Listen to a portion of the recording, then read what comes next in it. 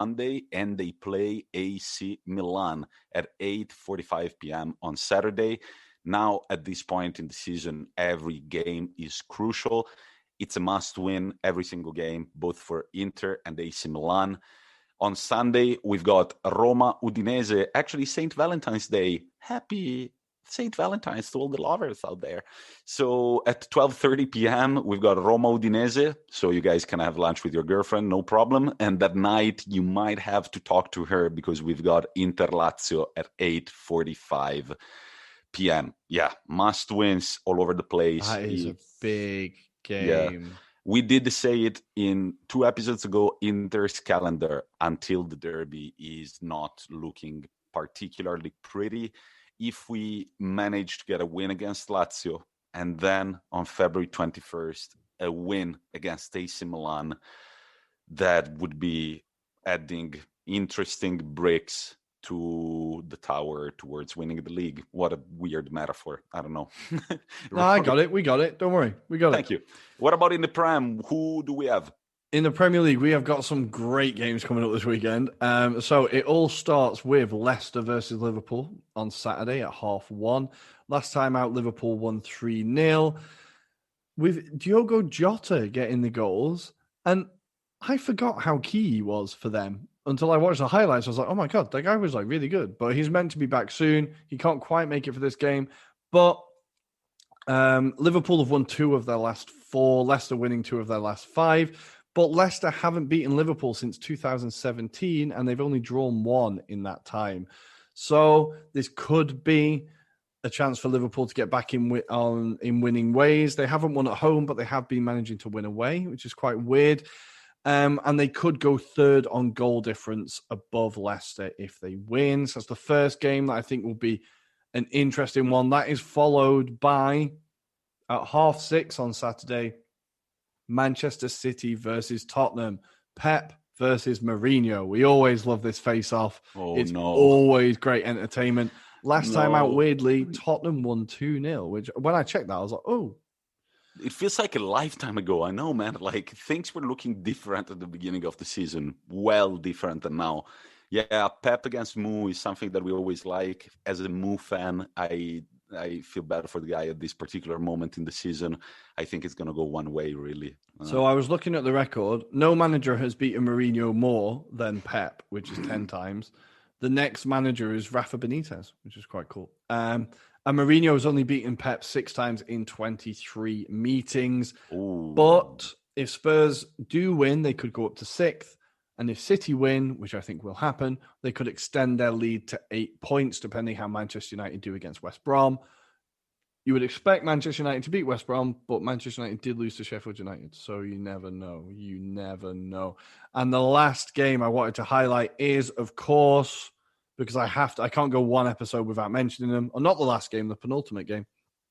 Arsenal versus Leeds at Sunday on Sunday at 5:30. I'm already dreading it. Last time out, it was 0-0. Pepe got sent off after headbutting Alioski. And this week on a Leeds podcast, the official Leeds podcast, Bamford said that Alioski had messaged him saying, I can't wait for this weekend. I get to see my mate Pepe again. So we know that they're going to be on the wind-up from the first minute. And we know that Arsenal are going to fall for it because we've got zero fucking discipline. So I'm not looking forward to this game. But weirdly, the last time Leeds played Arsenal away, Thierry Henry scored 4 goals in a 5-0 win as he went on to win the Golden Boot. That was the last time Arsenal played Leeds away in the league. Nice little stats. Blew my mind a little bit. And then finally, West Ham versus Sheffield United. Now, you might think this game doesn't sound like a great game, or it doesn't sound like an obvious one, but these teams weirdly hate each other after the Tevez Mascherano season, right? You remember that season? Yeah. So Tevez scores, Sheffield United go down. Those transfers weren't exactly legal. West Ham end up paying Sheffield United compensation. Sheffield United fans think the West Ham should have been relegated. West Ham fans think Sheffield United should shut up and stop complaining. And now it's weirdly turned into a derby. Sheffield United have started to pick up a bit of form, winning 3 of their last 5, weirdly. But it's like win-loss, win-loss, win.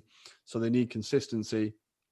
But I think for lovers of a hipster derby and a game that might be have a little bit of kind of bite to it, it might be a good way to finish your weekend. That is on Sunday at 7 o'clock. Nice. And that was it with our Euro review. Our blimp is slowly coming down. We're going to park it in Rory's massive garage. And then we're all ready. Where you're going with that then? Yeah. I don't know. No, yeah, just making fun of the fact that we live in tiny ass apartments. But I guess that we are all set for our weekly topic, in which we are going to talk about the journeyman that kind of achieved wherever he went. He's 39 years old. He's just scored his 500th and 501st goal for club. We're talking, of course, about the Swedish giant, Zlatan Ibrahimovic.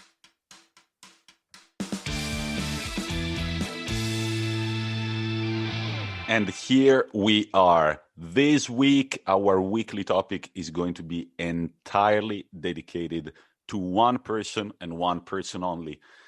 I mean, this person defines himself a lion, at times a god, but his name, at the end of the day, is cool as well. Zlatan Ibrahimovic, ladies and gentlemen. Rory, what pushed us to dedicate an entire weekly topic to this man? Well, I believe it was him breaking or reaching the 500 goal mark for club alone, which puts him weirdly in a few records that we will come on to, only behind Ronaldo and Messi in the modern era, which is pretty crazy. So I think that kind of puts him, some might say rightfully, in his place behind those two. Nice. So the other day I texted Rory after Ibrahimovic scored his 500th and 501st club goals. I texted Rory and they said, we kind of need to dedicate an episode to this guy. I think, honestly, I kind of got scared. You know, that realization when you're like, this person is going to retire soon. So I think he's going to play Champions League football with AC Milan next year. Mm-hmm. And unless he decides to surprise us again, I don't think he's going to keep playing because he's going to be 40. But man, that's going to be one sad retirement. And they think that in the Ronaldo Messi era, he comes right after them. I mean, if it wasn't for Ronaldo and Messi, I think that Ibrahimovic would be the star that everybody would be talking about. Well, this is something that through watching the documentary that we're going to come onto, it is a thought that came to me where I was like, maybe he would be, if it wasn't for them, maybe he would be the defining player of our era or of our generation, of like the players we've been brought up with, because you look back at his career and the ludicrousness of his goals and the ludicrousness of the consistency of the goals is mind-blowing. So I think, he is an all-time great as a player, regardless of what you think of him as a person, which again, we will come on to. He is one of the most entertaining and like mind-blowing players. I feel like he always has goals where you're like, what the fuck? Like, how has he done that? Like, and then it's consistent, whether it's that goal against England, or it's the like karate kick for LA Galaxy, or it's the back heel for PSG, or that insane goal in the Champions League for PSG. I never remember who they were playing. It's just that hit from outside of the box. He just, like, the ball bounces off the defender, comes off, bounces once, and Ibrahimovic just slams it in. One of the most beautiful goals. What a player. But we're going to start at the start. So we're going to start at the beginning of his career. And on Monday, we told you guys that maybe if you're going to listen to this episode, give the documentary Becoming Zlatan a watch. Me and Tommy watched it this week, and we kind of made notes as we went through. It refreshed our minds about the kind of, I feel like this documentary gives you more of a view of, obviously, the person Zlatan more than the player. There isn't actually that much match footage in the game, I think. It's more kind of people being interviewed, and it's more a lot of early footage of him when he was in Sweden, so kind of behind the scenes kind of thing.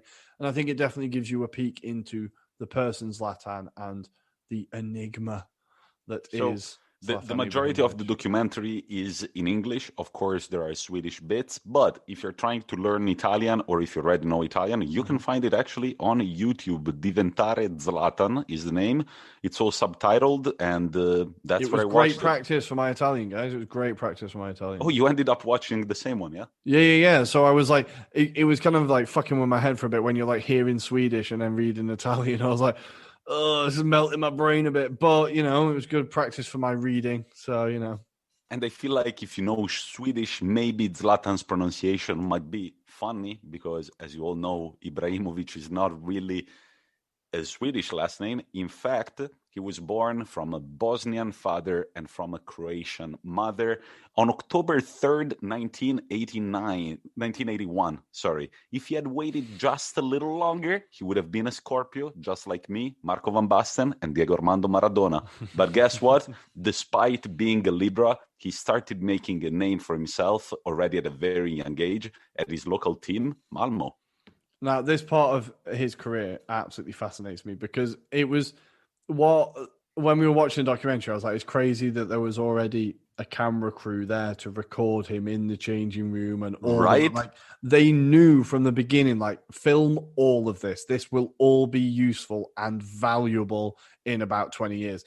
And I think this is how it's part of how we explain the personality of Zlatan. Now, I can't imagine. I've never been outstanding at anything, right? I've never had that hype around me, right? And I cannot podcasts apart from the obvious, podcasts and making love. Obviously, I've never had that hype around me. So, I think I can only imagine that at 17, 16, everybody telling you how far you're going to go, how much better you are than everyone else. Of course, that's going to go to your head.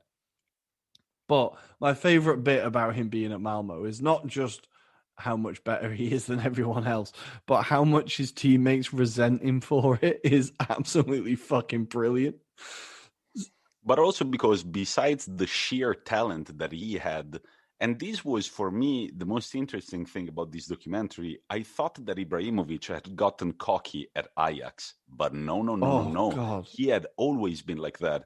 And so you see this super talented footballer whom his teammates kind of despise. They're like, fucking Zlatan, man. He thinks like he's the shit, but he's 16 years old. Like, he got to pass the ball, man. One of the first quotes about him, the first guy that's interviewed, the first thing he says is he needs to learn it's not an individual sport. It's the first comment that's made about him. True. And that is like his attitude at Malmo. And he doesn't mind reminding people just how much better he is than everyone and where he's going to go and where he's going to end up.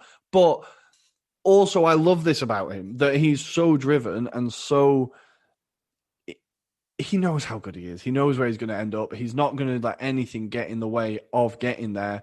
And that is, you don't make these achievements without being that type of person. But in Malmo, when he makes his breakthrough, they're going through a bit of a rough period. They get relegated in his first season, weirdly. And then he kind of starts smashing in goals in the Swedish second division.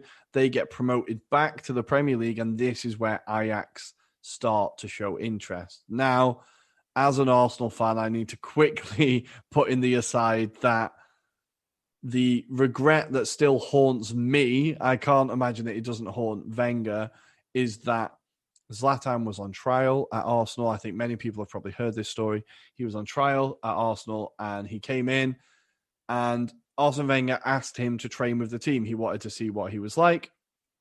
And Zlatan said, Zlatan doesn't do auditions, and he walked out. Arsenal were a hair's width away from having Thierry Henry and a young Zlatan Ibrahimovic up front.